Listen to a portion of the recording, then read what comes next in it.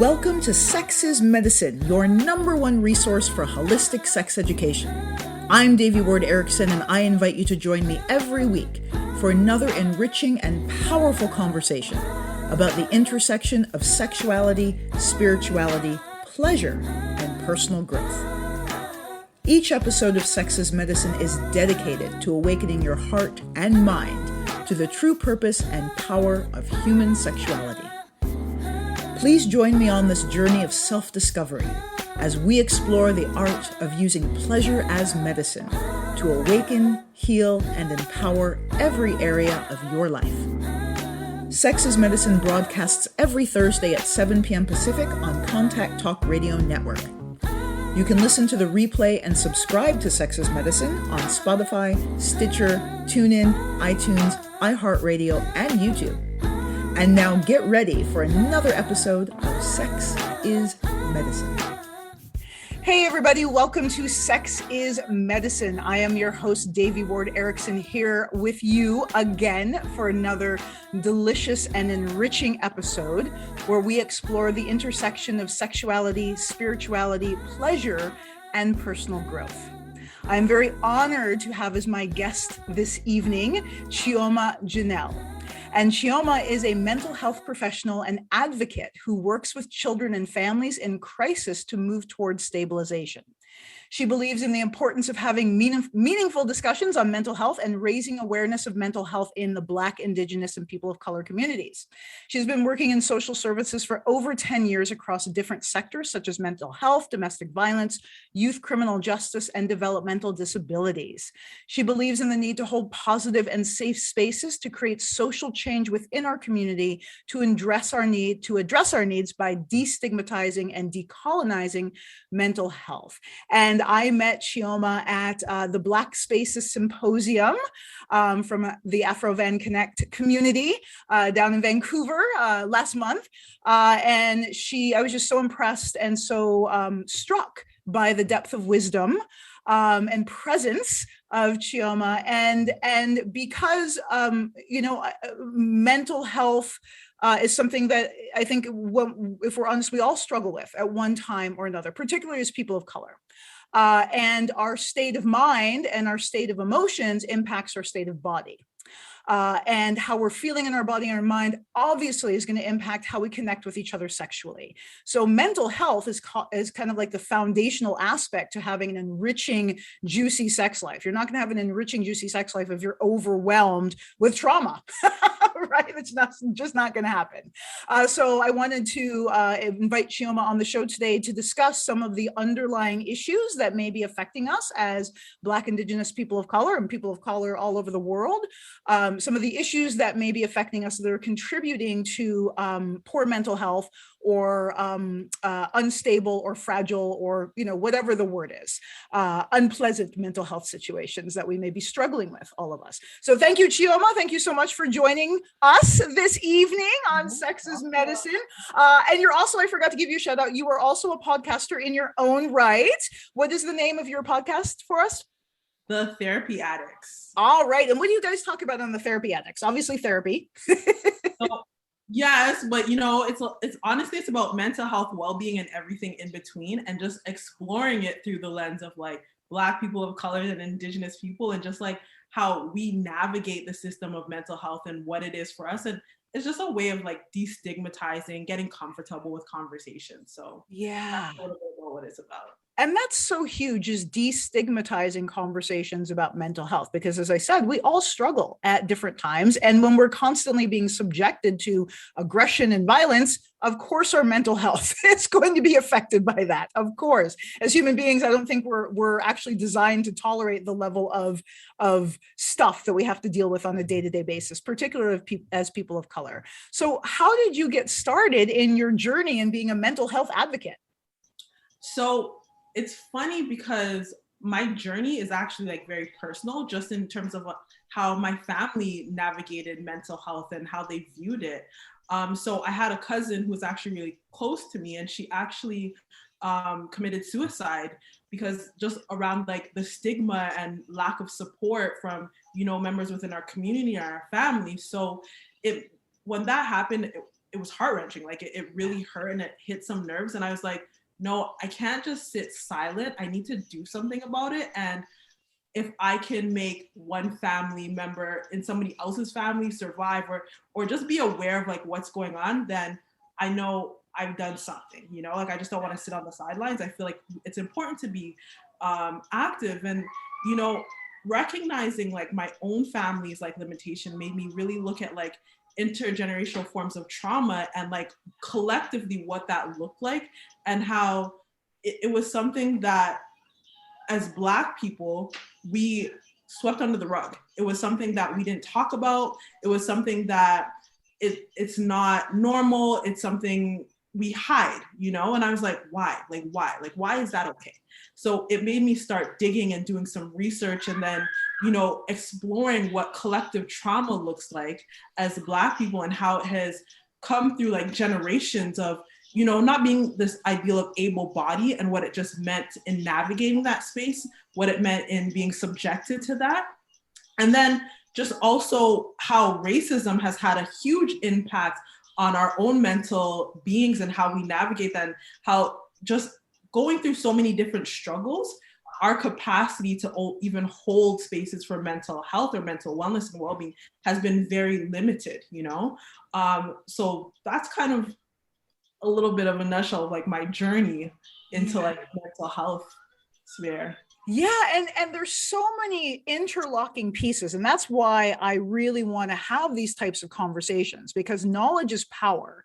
And I know for me, coming from a history of domestic violence and sexual abuse and all of the horrific things I had to deal with growing up, there weren't conversations about mental health at that time. Like this is in the 80s, right? There was not conversation about trauma except for soldiers. So I didn't realize that a lot of the symptoms that I was exhibiting were normal symptoms of the type of trauma that I had endured in my life. So I just thought it was crazy. And so I suffered in silence to the point where I had a suicide attempt. I had a few, but an actual really serious suicide attempt where I, you know, came close to dying.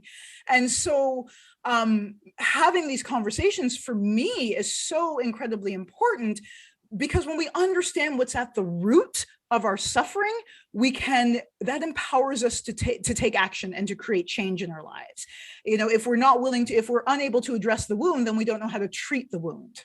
Mm-hmm. So having these conversations allows us to examine the wound so that we know what kind of ointment to apply. We know if we need stitches here, you know, we know if we need to put some salve on or a bandage on and how to actually address what's actually going on and what we're subjected to on a daily basis as people of color. How does the superwoman syndrome fit into all of this? It's very common for women of color. And we saw this particularly most recently with Simone Biles, right? And the Olympics and her, you know, advocating for her mental health in this really intense environment. So, and then the criticism and the kickback she got from that. You know, it's funny because I think the superwoman syndrome, especially for women of color, I feel like it's a cloak that we've carried because again, it's like that suffering in silence that you kind of touched on. It's wearing that shield up that protects us to say, you know, we can do everything, we can be everything. We don't really address our needs, our concerns, and what it is that is really bothering us. And bear in mind, the superwoman syndrome was birthed out of resilience, and it was birthed out of like combating some of these negative stereotypes as like the Jezebel, the hypersexual Black woman, the mommy, the caring figure of, you know, what it was for a slavery woman to care for all these like white families' children, right? So it was really combating that, but then we decide like modern day, it's now our cloak of resilience, right? It's really our protective garment. But the reality is it's doing so much harm for our own mental health because it's putting these unrealistic expectations of what it is to be a Black woman and say, no, we're strong, we can do it all, we need to take care of everyone else, you know, we can put our needs on the back burner, we can be that caring person for everybody else, except for when it comes to us. And again, it's also that suffering in silence piece that you talked about. It's that we don't need to address that elephant in the room. And actually, there's been tons of studies under the superwoman syndrome within the Black community, and just how it causes a lot of misdiagnosis, and just underrepresented of what it is that we're going through, because we already have the mindset. We already have a strong mindset of like, we got this, we're good, we can hype ourselves up, get like real. But when things start crumbling down and we start going inner to like what it is that we're needs, it's like, oh no, we're messy inside.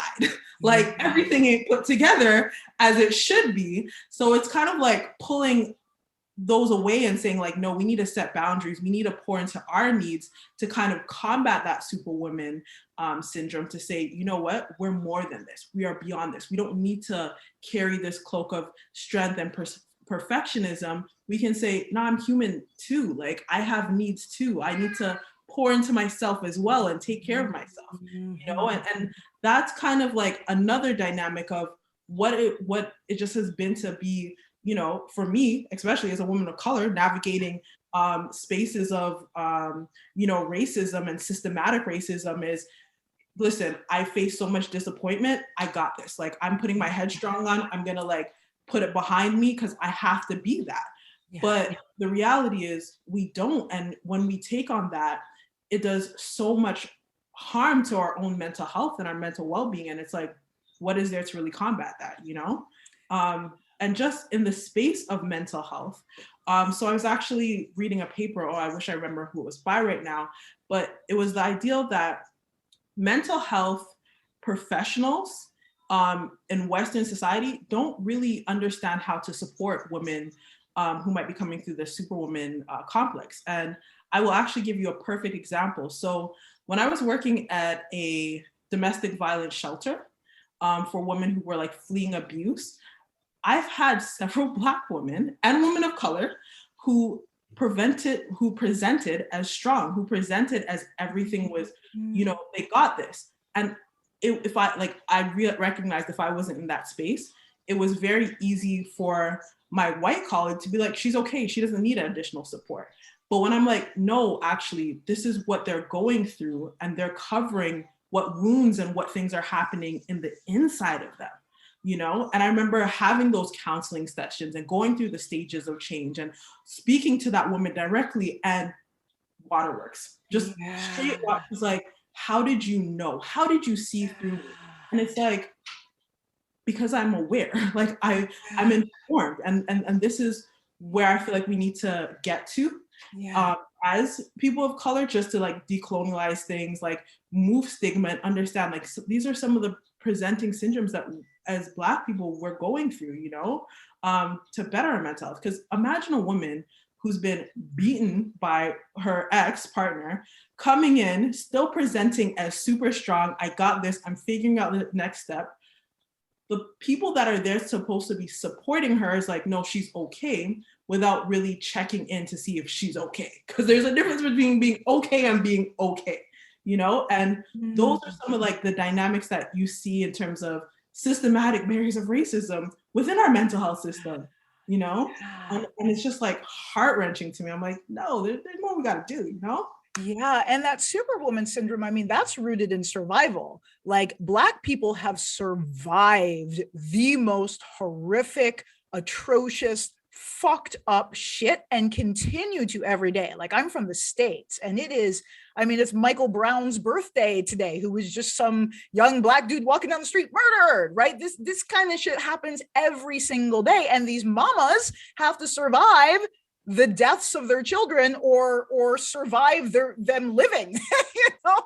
So it takes a toll. So much of that superwoman syndrome, I think, for women of color, particularly Black women, is really about survival and our ability to not just survive adversity, but to also thrive in adversity, and the amount of strength. Limited resources, and exactly, and that's it. And you know, when you break through the steps of what it is that classifies superwoman syndrome, and what it is that thriving with limited resources, you know, thriving with having, not looking in terms of like the lack of abundance and saying, I'm going to make it, I'm going to make something out of nothing. And, you know, we're going to strive and conquer it all. and realizing, no, like that's also a part of systematic racism while you don't even have it in the first place. Like those are things that we need to actually fight and take down those barriers, so you're not operating from a lack thereof, but you're operating in abundance, right? Because it's a different mindset. It does different for our bodies and our nervous systems when we're operating in that different space of, you know what, we got this, we're not limited, and we're not trying to make the little that we have work. We're now saying, nah, like we have a full plate and it's in abundance, you know? Yeah, it's rewiring and reclaiming our birthright, and the danger of not doing that, and in the just pushing through and armoring and being superwoman, is the impact that that has on our body as well. The disease, the chronic illness, insomnia, like all these very normal trauma responses that are just part of our health, that we don't necessarily connect the dots and realize is linked to that just pushing through, and that being on that survival mode all of the time is degenerative to our health, not just our mental health, but our physical health as well. Exactly, because you look at high blood pressure in Black women, and you know, it's attributed to that superwoman concept of like what it is that we are trying to do and hold in that spaces. And then you also realize there's the dynamic of, now you're not in scarcity mindset anymore. You have abundance. You've arrived, but you're still operating on that mentality. So like, how do we shift out of it? Yeah. Like, how do we say like, we don't need to anymore? Like, it's not necessary. And I understand it historically as a form of like resilience. And I never want to take away from the generations before me that carried that weight. But I feel like as we shift into modern day society, there's some, girl, take off your superwoman cape and just like stand in your vulnerability, you know? Yeah. Brene Brown talks about, you know, vulnerability, shame, and just what that looks like. And I think another part of why we hold so dear to that superwoman syndrome is some of that silencing and that shame that comes with being vulnerable and expressing it. And if you look at what it is for us as the Black community, it was like, no, keep it tight-lipped, keep what happens within us, right? And again, that is a direct result of dealing with racist trauma and dealing with like the impact of colonialization, and saying like, no, we need to protect ourselves even within like the system, because you don't want outsiders poking around and poking holes, and like it just wasn't something, it wasn't a space where we could thrive in. So it was like, keep it tight sealed, we'll figure it out on our own, right? Yeah, and I was just going to add that communal aspect to healing is so required. Like that is what I'm seeing in, you know, the latest trauma research, but communities of color around the world have always known that you heal through love of your community. That's how we heal together. That's how Gabor talks about, like, how do we know if an event becomes a trauma? Is that person able to get support and empathy from someone outside of themselves? If they're not, it's going to store as a trauma. If they are, it begins the healing process. So that ability for us to share with each other and be heard and seen and held, you know, by, particularly in this case, we're talking about mental health professional, having the space to be seen and to be heard, and for your pain to be seen and acknowledged and validated. That is so huge. And validated, that is medicine. And that allows for the release of that. So we're no longer carrying the burden. And a lot of it, I always say, is other people's burdens, right? We're carrying on our back other societal burdens and cultural burdens and generational burdens that aren't necessarily ours to carry. I agree. And you know what? Erykah Badu and Bag Lady, she's like, you gotta put those bags down. Yes. Like I always say, like, you know, it's true. Like we're carrying on so much baggage. And like, I understand why.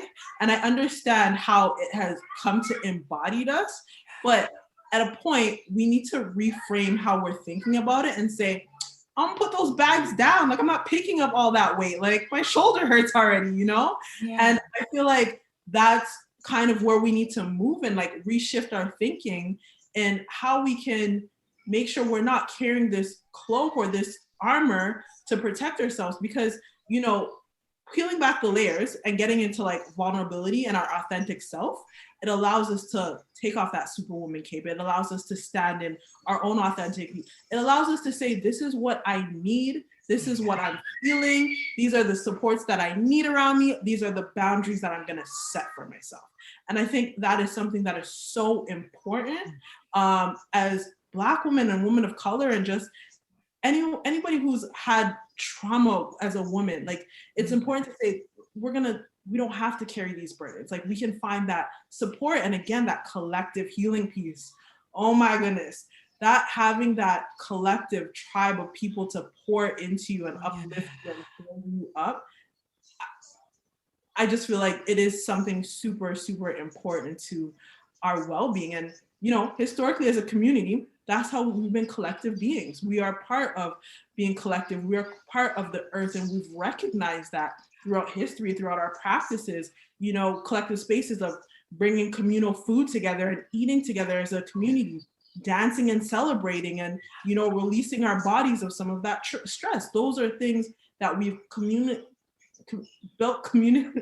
My tongue is tied. Communally. Yes, thank you. As people, and said, like, these are our ways of healing, and these are our way of like being in this space of authenticity, you know. And I think it's so important. Yeah, and it seems like what I see on my radar, and I hear other Black women activists in the sphere talking and sharing their wisdom, is that this self-care, this communal care, and this pleasure activism, which is a book. I can't remember the author's name, but a book by a woman of color talking about how pleasure is the pathway to liberation, and how that this is so vital to our reclamation as people of color, is to prioritize our wellness. That this is the new revolution. That before it was, you know, pushing through in survival and carrying these burdens, but now the path of liberation looks different. Now the path of liberation looks like reclaiming our humanity and reclaiming our birthright to peace and joy and ease and vulnerability and connection and authentic expression, and not carrying more than we can handle. That is our path. That is the revolution that seems to be arising in the consciousness of the BIPOC communities I'm seeing now. So what are some ways, or you talk about holding space for healing, fostering healing in 10 minutes. What does that mean? You know, fostering healing, I look at it as, you know, in Western society, it's very much about self and how self can, you know, heal themselves and how we can do it all individually. But I feel like when you look at the Black community and you look at the Indigenous community and you look at people of color, it is not the same thing as self, because I don't think we recognize as just self, we recognize ourselves as community, and having that support and having those friends or families to kind of like pick us up. And I feel like that collective piece of healing is so important to kind of heal out of that space. Because again, if you think about operating out of that limited resources, and you think about how, you know, we have to do it all and figure it out, we have to do it together as a community. And it's bringing that togetherness again and saying, this is how we're going to heal. This is how we're going to hold space where we can be authentically ourselves in a group setting. The author, I can't remember his name, but he wrote the book In My Grandmother's Hands. And he Resma. Yes, Resma. I'm like on point with his work. Yes. I'm so bad with names, but Resma, in his book, he talks about how he holds different spaces for different people so they can go through some of the stuff that they're going through and allow themselves to hold themselves accountable to move forward within that healing. And I think that's so important, because now you're coming to things that are culturally appropriate and specific that might speak to me or somebody that looks like me, versus when you look at like Western society, and it doesn't. So, you know, within like Western society right now, the biggest thing is cognitive behavioral therapy, right? But the reality is, if you're using cognitive behavioral therapy with a Black woman who is like, no, I'm good, like I'm strong, like I got, what rethinking or reshaping are you doing with their mind? You're not. Yes. Like, you need to recognize these are their strengths, these are their assets, but they still might have maladaptive practice. And I feel like if you move to like the Black feminist approach and perspective, that's when you can say like, no, we're going to recognize this, we're going to work through it, and we're going to figure out better strategies understanding what is of value to you, like that collective piece, that recognizing, you see your strength as an asset, and building on that. And that is like moving towards healing, because it's recognizing who we are as people and what is authentic to our being. And so that right there is a perfect example of racism in the whole mental health sphere, is that this one size fit all approach, cognitive behavioral therapy, because it works really well for white people, so it must work for everybody. And I've seen where, like, because we work with holistic healing modalities from the Eastern traditions, and how effective they are, and how they bring us back to our body, and using somatic methods that have been developed over thousands of years, but they don't fit into this box of what's accepted by white academia. And so they're dismissed and disregarded. And like, communities around the world have supported each other in healing trauma for thousands of freaking years before cognitive behavioral therapy or somatic experiencing or any of that fucking shit. In fact, they learned from those communities about how effective connecting with your body is, connecting with your community is. And in our tradition, we talk about, in the Buddhist tradition that I'm a part of, we talk about Sangha, which is your community of spiritual practitioners, and how it's essential on the path of spiritual growth to have community, to share and to bounce things off of, and to give insight, and to cultivate spiritual intimacy with. So this idea of healing and growing through the collective in a way that is appropriate for each of these different, culturally appropriate for each of these different demographics. So it's a really frustrating thing for me that that's another way that white supremacy shows up, is just this standard rule that if it works for white people, it's going to work for everyone else. Exactly. And here's another one is, I work in mental health, right? And there's always this concept of somebody needs to be group ready in order for them to be a part of a group setting. But I'm like, when you come to Black people and Indigenous people and people of color, it's reversed. Actually, a good amount of them, and not all, they start with being group ready, and then you have to work to being individually ready, because we are, again, collective people. And it's not so much based on self, but it's based on collectivity and how we can do well as a community and strive. And it just kind of comes down to like the different value systems. And that's the biggest thing that I see within, Western society and colonialization versus everywhere else in the world, So like this one small pocket is saying, no, it's all about individualism. It's all about self. So everybody needs to start with self and then work backwards. But it doesn't always apply. So if you're saying, we need to make people, train them so that they're able to work in a group, but you already have people who are, good at working in a group and healing in a group, you're missing an opportunity to really addressing some of the needs of those members in that community and what that looks like for their support and their well-being, and those are just some barriers that are within mental health now. Yeah, God, and learn. I mean, the projection, as you're talking, this like projection of, well, this is the way we do it, so therefore it's the right way. But then you look at this planet, like, and I mean, it literally, quite literally, is on the verge of extinction. Like the human species is like quite literally, there was a report, climate change report, and it's like, yeah, we're like 20 years, the planet's going to be uninhabitable.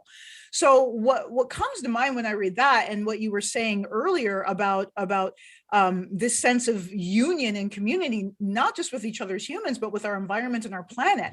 That's the thing about so many indigenous cultures on this planet, is that we were not separate from our earth. We were not separate from our environment. We were not individuals operating without any impact on the people in our around us or our environment around us. And this individualism has brought us to the brink of disaster. Oh, yes. Yeah. Yeah. I agree.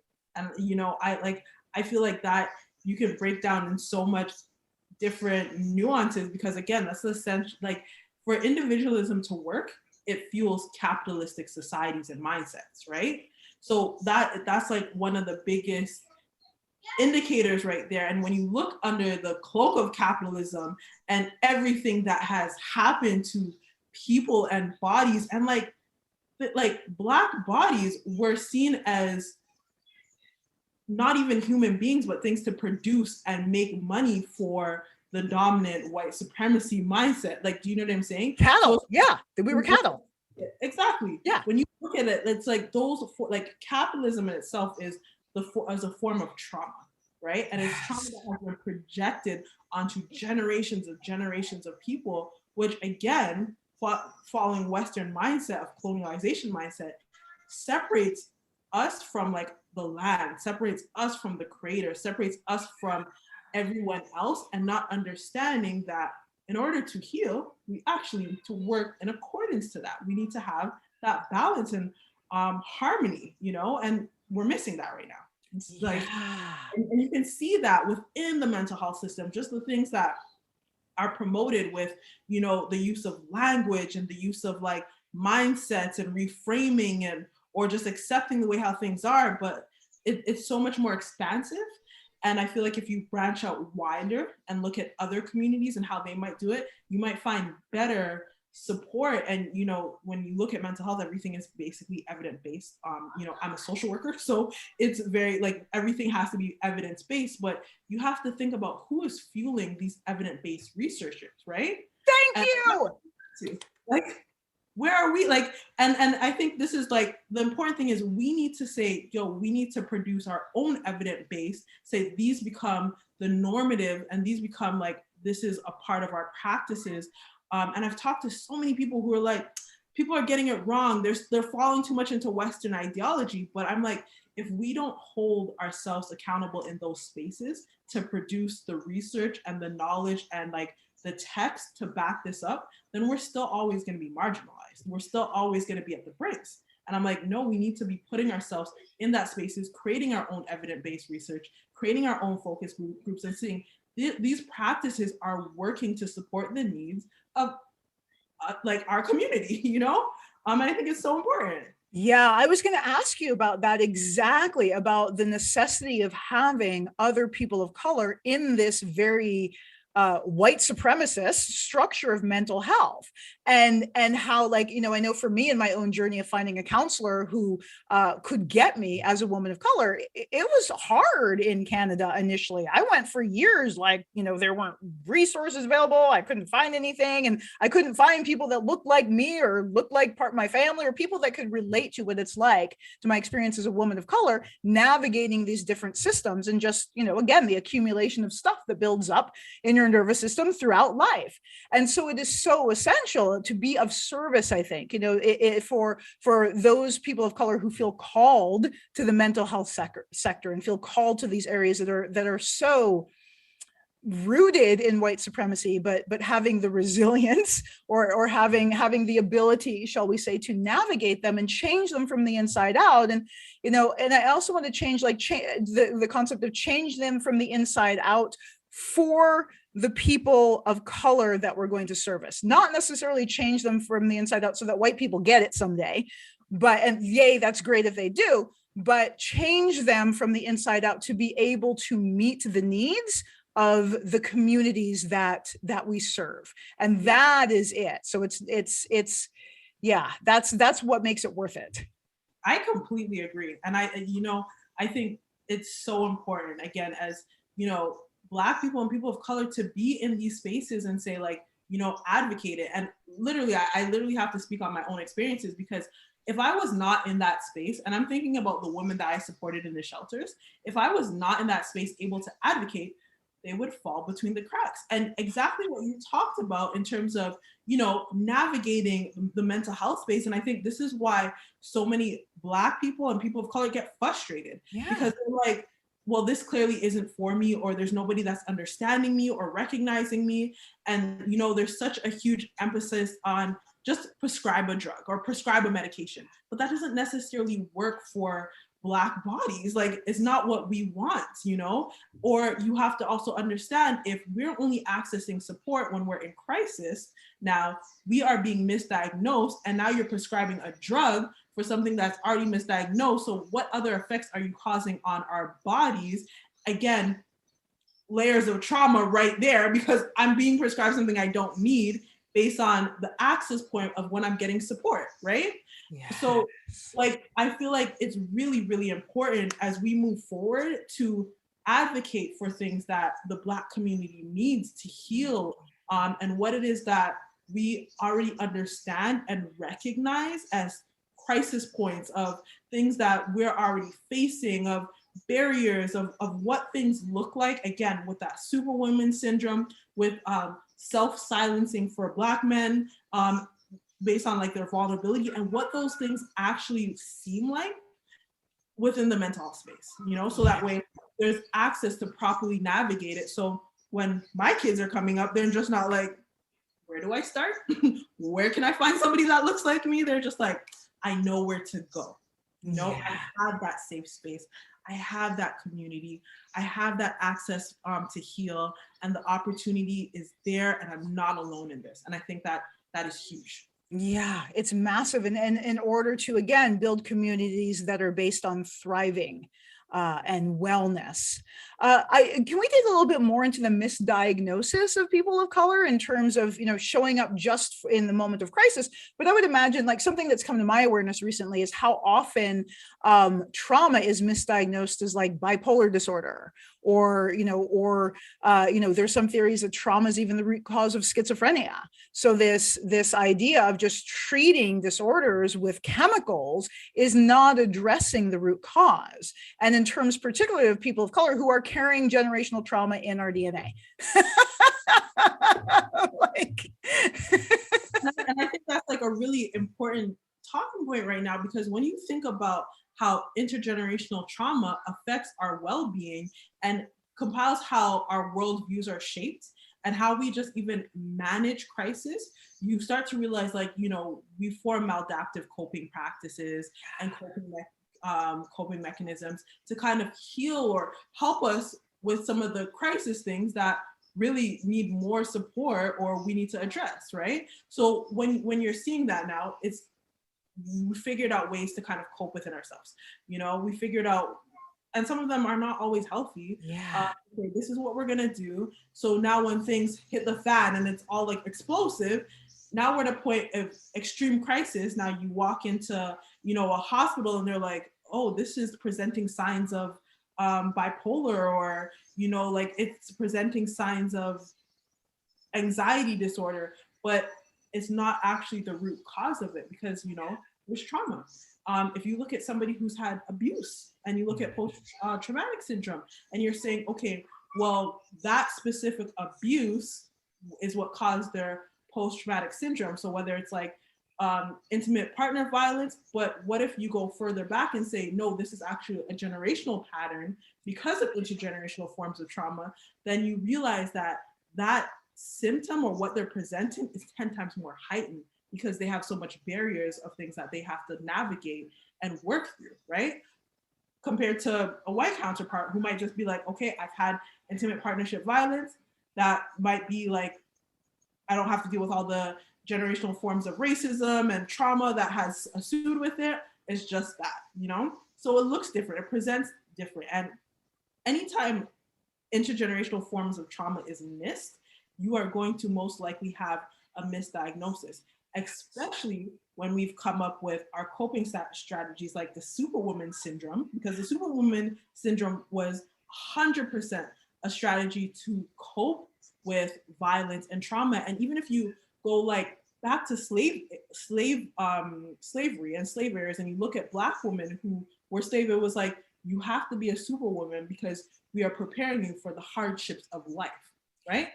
So like, what does that say? What does that say on our bodies collectively? What does that say on the next generation's bodies?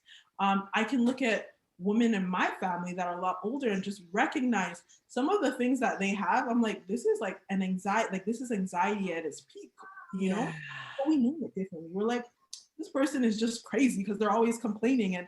But no, actually, this is how they're coping with anxiety or something else. And we're not naming it and saying what it is. So now when it's all chaotic and hits the fan, you have an extreme anxiety disorder, or you have like an extreme of something, but it was always presenting itself and we were always figuring out how to cope and manage because there was a system that was set up but wasn't meant to support us.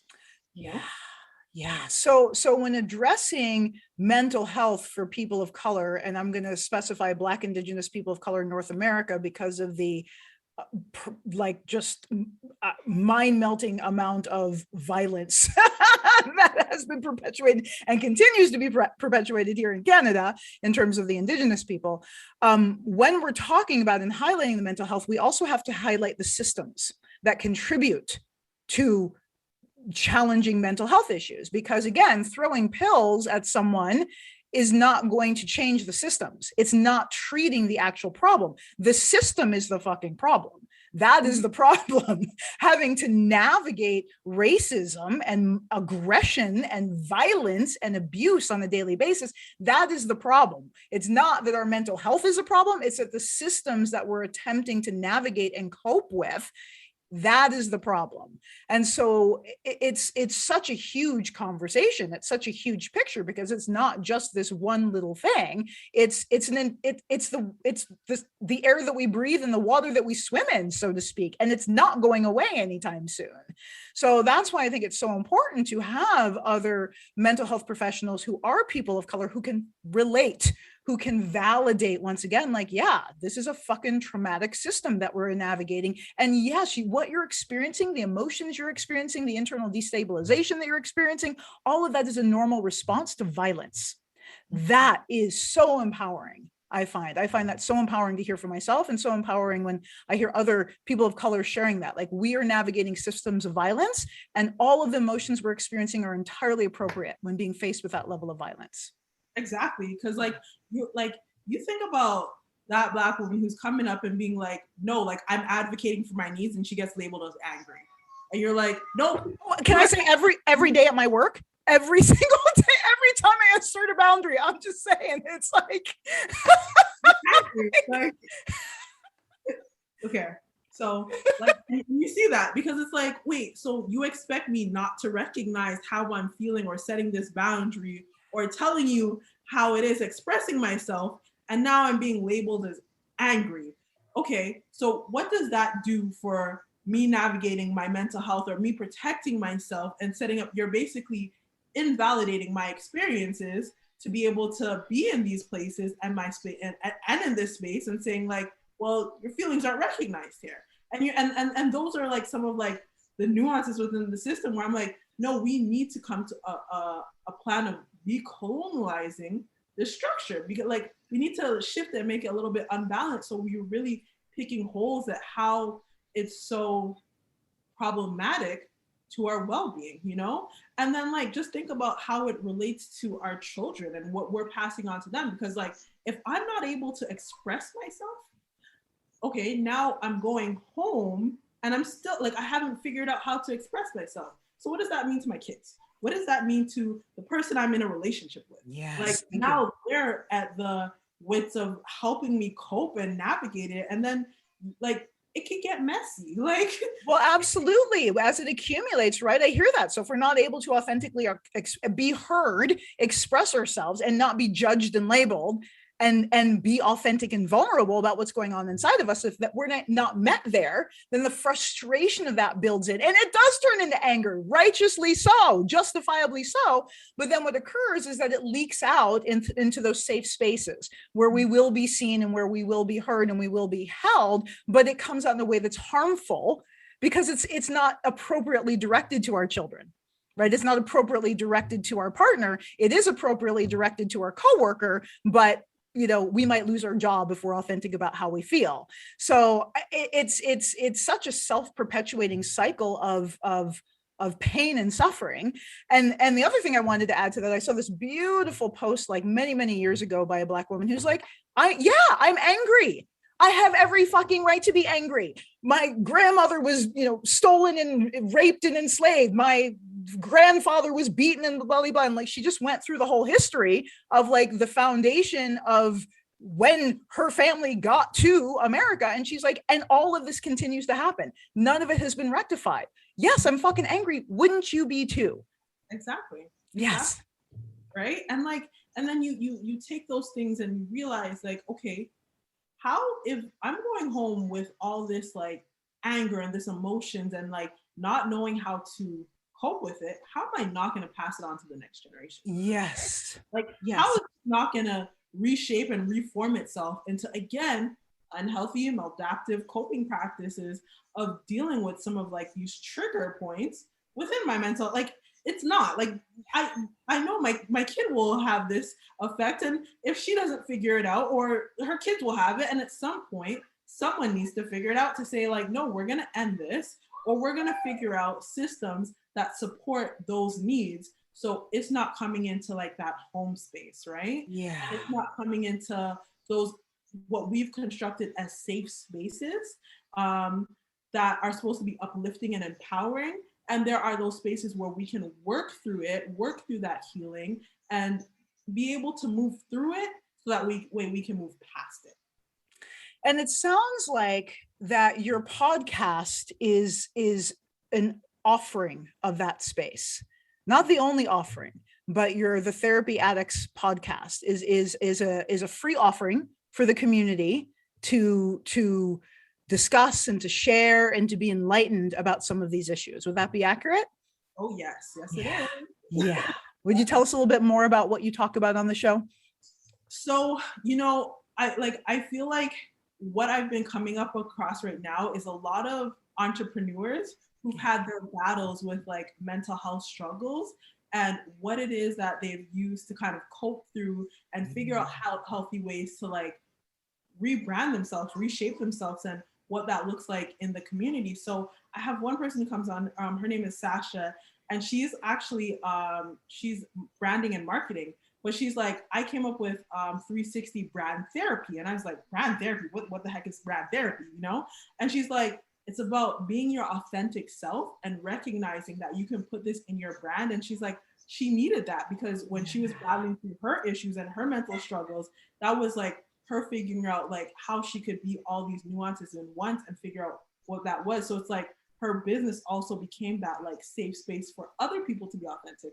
And I find that, you know, the one thing that I really look at it as Black excellence right here is I see a lot of Black people and people of color that come in through their experiences and their pains for something beautiful when they have the opportunity and then they have the right coping mechanisms, when they have the platform to do it.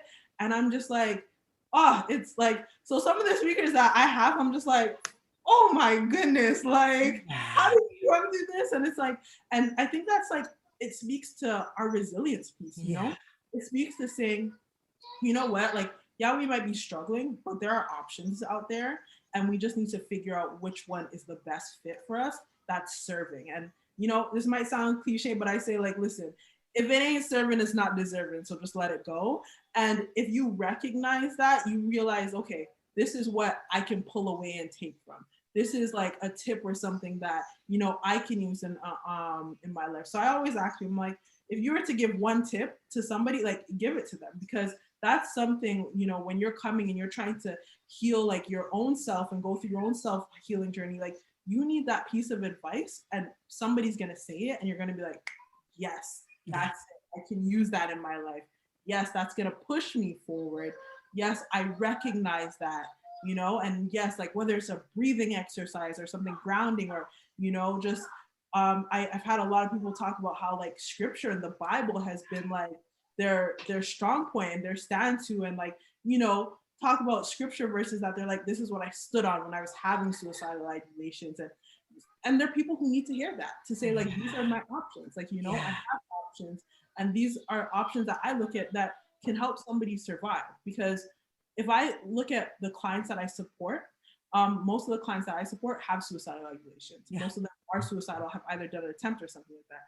And it's the same thing, what it's giving them something to hold on to, because it makes all the difference in somebody's well-being and somebody's survival, you know? So yeah. And what I'm hearing is your podcast is a form of communal healing. Yeah. Beautiful. Can you give us the URL again? So it is www.thetherapyaddicts.com. And how often do you drop an episode? So every 2 weeks. Every 2 weeks. Yay. All right. You guys will definitely go out and you're on Spotify. Yes, I am. I'm on Spotify. I love that. That's such an accomplishment. Go ahead and subscribe on Spotify to The Therapy Addicts and check out thetherapyaddicts.com. Thank you so much, Chioma. It was such a gift to talk with you today. Do you have any parting words for our audience? Speaking of offering a little blessing. yes, this has been mine, is take a break when you're feeling that in your body. Just take a break. Just stop whatever you're doing and take that break, because it's so good for your well-being. Yeah. So tune into your body and honor it when it's saying, hey, pause here. Yeah. Don't try and push through. Don't try. I talk about fucking through because I'm crude. Don't try to fuck through it. Yeah. Awesome. Well, thank you so much for joining us this evening. Thank you, audience, for tuning in and listening and joining us for the show. Make sure that you check out the Therapy Addicts at thetherapyaddicts.com and Chioma Janelle's podcast there. And make sure you stay tuned to Authentic Tantra and Sex is Medicine by going to authentictantra.com and subscribing to all of our amazing free offerings and subscribing to our YouTube channel, Spotify, all that good stuff. Instagram, Facebook, woohoo! Thank you, everyone. Have a beautiful evening. Many blessings. See you next week. Bye-bye. You've been listening to Sex is Medicine with Devi Ward Erickson, your #1 resource for holistic sex education. You can listen to and subscribe to Sex is Medicine on Spotify, Stitcher, TuneIn, iTunes, iHeartRadio, and YouTube. Just search Sex is Medicine with Devi Ward. Stay connected with me and my guests on Instagram, Facebook, and Twitter at Authentic Tantra, and learn how you can use Tantra as medicine to heal, awaken, and empower every area of your life at authentictantra.com. Make sure to tune in to Sex is Medicine every Thursday at 7 p.m. Pacific on Contact Talk Radio Network, and join our watch party every Thursday evening on Facebook at Authentic Tantra. We look forward to you joining us next week for another episode of Sex is Medicine with Devi Ward.